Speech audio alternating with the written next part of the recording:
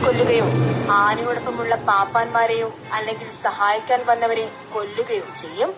സഹായിക്കാൻ വന്നവർ ഓടി രക്ഷപ്പെട്ടു എന്ന് മനസ്സിലാക്കിയ പാപ്പാൻ വിജയൻ പിള്ള രണ്ടാം പാപ്പാനായ ബാബുവിനോട് സുരക്ഷിതമായ സ്ഥാനത്തേക്ക് നിൽക്കാൻ പറഞ്ഞു.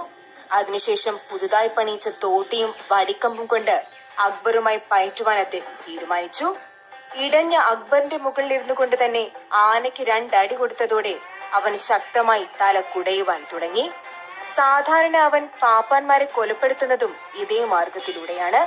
അതിശക്തമായി തലകുലുക്കുന്ന അക്ബറിന്റെ ഈ പ്രവൃത്തി നേരിടാൻ കഴിയാതെ ആനപ്പാപ്പാന്മാർ താഴെ വീഴുമ്പോഴാണ് അവൻ കൊലപ്പെടുത്തുന്നത്.